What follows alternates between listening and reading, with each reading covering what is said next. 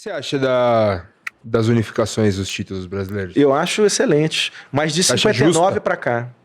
A de 37 eu tenho muita ressalva. Do Atlético Mineiro. Apesar... 37 nem troféu tinha na época. Troféu? Objeto? Não. Ganhava o quê? Não ganhava, não tinha esse propósito. Ela não foi concebida para eleger um campeão. Aí que tá. O troféu que o troféu que é apresentado... Loucura. O troféu que foi apresentado pelo clube, ele foi confeccionado para materializar essa conquista, em 2021. Na época, o que aconteceu? Em 1930, o Brasil vai jogar a Copa do Mundo com a seleção carioca ou paulista. 30 é um estado, 34... Me fugiu aqui a ordem. Uma hora vai só paulistas, outra hora vai só cariocas. E a gente volta no primeiro jogo. E ali era de navio, né, gente? 1 mês, 3, 4, 5 semanas viajando, joga um jogo, 90 minutos, volta. Eu falei, não dá certo isso não. Vamos fazer algo mais consciente? Vamos fazer um torneio aqui com Espírito Santo e Minas Gerais, para a gente ver se tem alguém jogando bola fora do Rio e São Paulo, para a gente montar um elenco e levar para a Copa do Mundo. Esse era o propósito. Montar um elenco para 38 a gente não voltar no primeiro jogo. Só que foi um feito, teve uma concepção. Em 1920 já tinha tido algo nesse sentido, o paulistano foi campeão, mas existe também a questão da abrangência. Na década de 30, o Brasil tinha 20 estados e esse torneio de 37 contemplou 4. Em 59 a 70, o Brasil, a edição que menos contemplou, teve 16 estados contemplados, no universo de 24. É uma abrangência nacional. E você tinha os campeões estaduais fazendo a fase final, num ambiente que, na época, a ponte aérea para a Copa do Mundo tinha acabado de ser inaugurada em 50. Até hoje a gente tem problema de estrada. Então, você tem que entender que era uma fórmula, inclusive, mais justa que todas do Campeonato Brasileiro de 71 a 2002. A de 59 a 70 pegava os campeões estaduais e fazia a fase final. Depois teve o Robertão, que é o Roberto Gomes Pedrosa, que era o Rio-São Paulo, que pegou times de outros estados, ampliou. Então o Roberto Gomes Pedrosa virou o Robertão. Mas aí em 37 teve isso. Só que o Atlético conseguiu, por méritos, que a CBF entendesse que foi. Só que não existia esse entendimento na época. A imprensa mineira chamou o Atlético de campeão nacional, campeão brasileiro, da mesma forma que chamou o Atlético campeão do Gelo em 50. Era uma homenagem pelo feito que foi realizado. Mas ele não tinha esse entendimento, ele não tinha esse propósito. Mas conseguiu. No futebox, tem todos os campeões desde 37. Então tem 37, 59 a 70. Eu tenho o privilégio de conversar mas sempre que possível, com o Odir Cunha. Então a gente troca informações, ideias. Eu sou muito grato, porque é um grande jornalista, pesquisador. O Cunha foi o cara que fez o dossiê, que mandou a CBF, que foi o responsável pela unificação de todos os títulos. E ele é um cara assim, espetacular. Ele também não vê muita...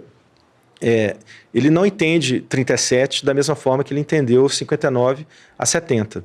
Né? Então, por essas abrangências, pelo propósito, né, que a Conmebol falou, vamos ter uma competição continental, a gente precisa que vocês elejam e nos entreguem um campeão brasileiro. Né? Os critérios de qualificação, a abrangência. Né? A gente teve 18, 20, 22 estados num universo de 24. Hoje a gente tem 27, mas na época a gente tinha 24. Então, tudo isso é muito importante, porque... resgatar o passado significa preservar o nosso presente para gerações futuras. Né? A gente tem que entender isso. A gente não está... passado é coisa de museu, não. Passado impacta demais o nosso presente para que aquele guri fale assim, Rodolfo, Felipe, isso aí que vocês choraram, isso vale nada. Isso é coisa de não, cara. Quando eu tinha sua idade, eu chorei demais por isso. Então eu preciso entender qual era a relação. Eu tenho que pensar com a cabeça da época, entendeu? E pesquisar. Você acha que o Palmeiras é campeão mundial em 51? Cara, aí a gente vai entrar em nomenclatura e significados. A gente escreveu um artigo sobre isso, inclusive. Mas aí não é o mesmo critério parecido de 87? Porque eu acho que 87 o Flamengo é o campeão moral brasileiro E o campeão por lei é o Sport. É o campeão de nomenclatura também. Eu nem diria moral, porque sugeria que o outro é imoral, né? Mas é um de fato e outro de direito. Exato. Entendeu? Exato, é isso. Né? É isso. É justo. Foi muito bem, de fato e de direito. Fato de direito. É justo que o torcedor do esporte se considere campeão brasileiro. Ele foi. Só que existia um campeonato... O nome tá lá, Campeonato Brasileiro. É o Sport campeão. Esse é um ponto ótimo, Felipe. Você sabe que você sabe a primeira vez que o nosso campeonato chamou o Campeonato Brasileiro? Em 89.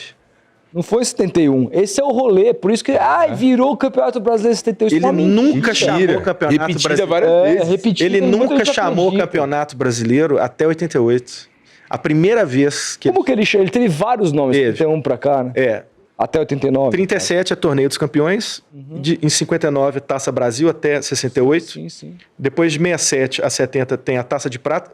Em 67 é Taça de Prata. Em 68, 69, 70 é Taça de Prata Torneio Roberto Gomes Pedrosa. Gigante. É porque era o Roberto Gomes Pedrosa, né, que foi jogador do Botafogo, depois dirigente do São Paulo. Ele é homenageado, né, ele foi um grande dirigente, etc. E tal. Ele é tricampeão carioca pelo Botafogo, né? No Rio de Janeiro, tricampeonato estadual é muito relevante. E só o Botafogo foi tetra. A gente teve uma Copa João Avelange. Pode pensar nisso? Assim? 2000. Uma Copa que homenageava um cara que hoje está aí queimando no fogo do inferno. No fogo do inferno. O fogo do inferno está apodrecendo. Está podre já, graças a Deus. Ó, eu recomendo aqui a todo mundo que está assistindo aqui ao Futeboteco um documentário que chama Maracanã, uruguaio. É uma das coisas mais maravilhosas que existe sobre futebol. No blog do Futebox... Onde tem disponível? Então, no blog do Futebox tem lá uma matéria que chama História do Campeonato Brasileiro. E aí tem vários links. Nesses links, tem um link direcionando para ele. E tem também um link que é muito legal, que se der tempo a gente fala sobre o Mundialito, que é a Copa que a FIFA escondeu. De 1980. Mas fala sobre as nomenclaturas de 71 até... Então, e também respondendo 51 que você perguntou, né? Bom, a gente confunde muito nomenclatura com significado, às vezes por ignorância nossa, às vezes por conveniência. Então, a unificação, ela foi dos títulos, não das competições. Então, tivemos várias competições ao longo da história do futebol brasileiro que elegiam os campeões brasileiros. Tiveram vários formatos, era Copa, mata-mata, fase de grupos, eliminação, né, pontos corridos desde 2003 e tal.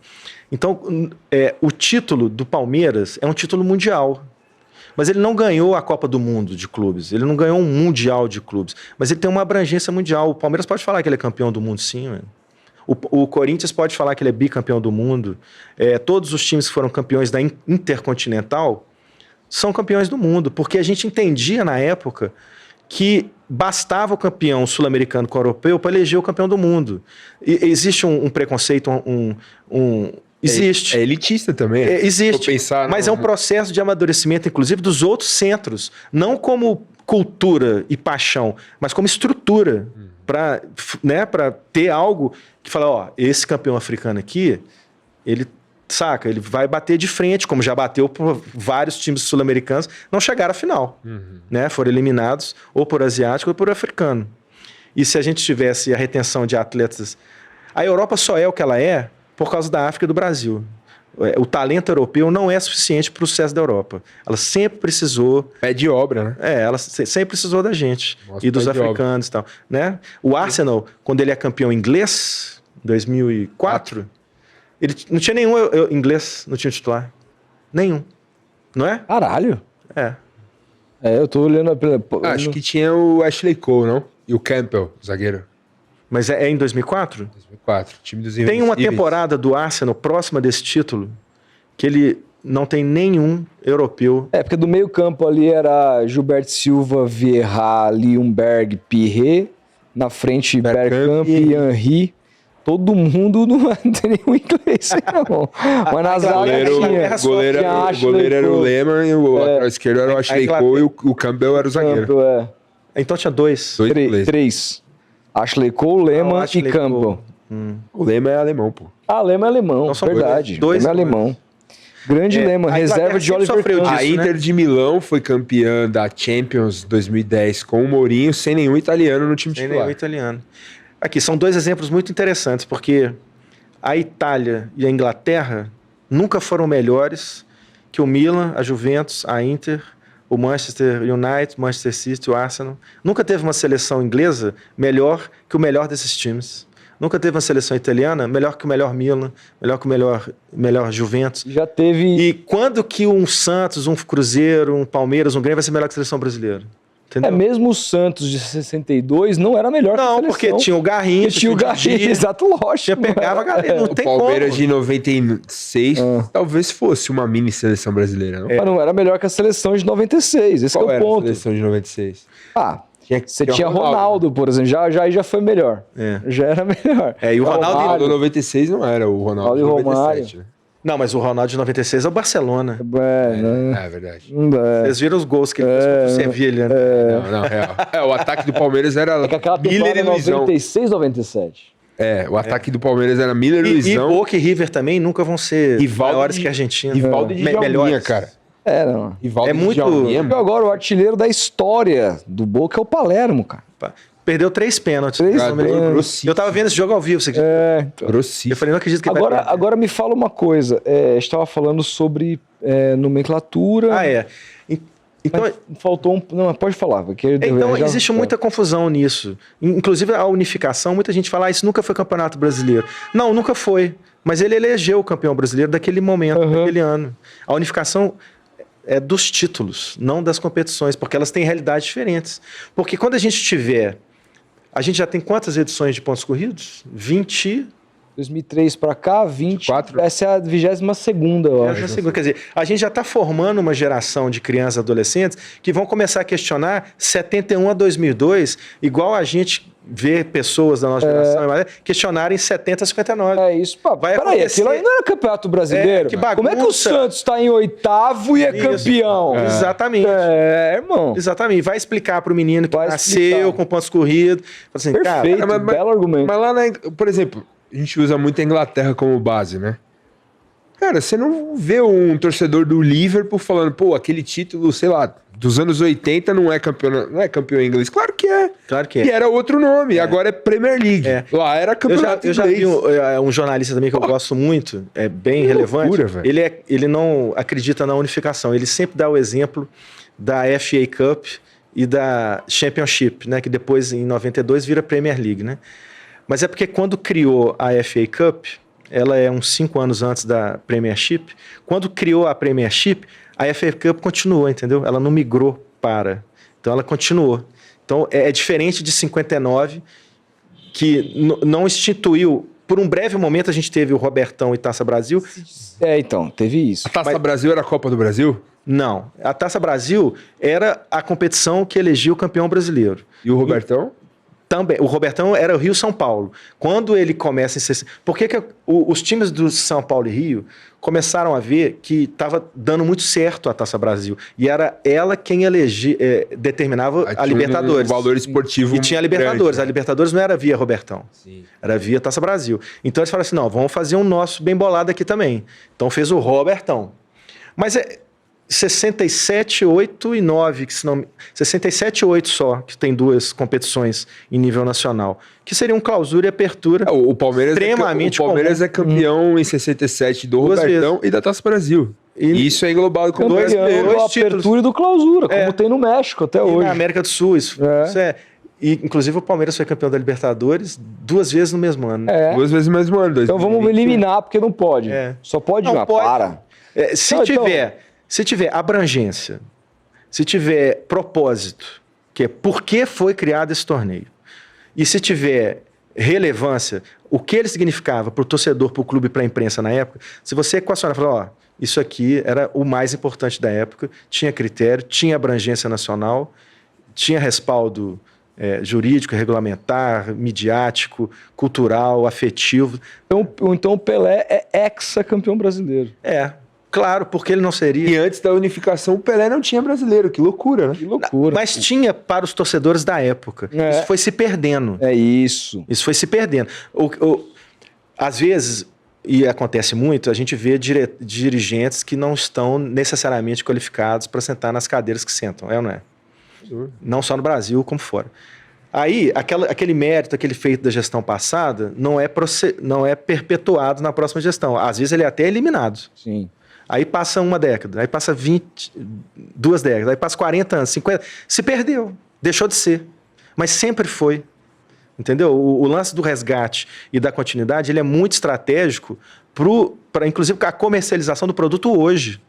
Entendeu? Você ter esse lastro. O Wagner Patti, da ESPN, que veio aqui e produziu o documentário do Mundial do Palmeiras pro Grupo Disney, ele cita isso. Que o título mundial do Palmeiras justamente se perdeu no tempo por culpa do próprio Palmeiras. Exatamente. É um principal responsável. Se os dirigentes tivessem dado continuidade nesse resgate, colocassem, sei lá, o que eu já falei, colocassem na entrada do Palestra Itália, primeiro campeão do mundo.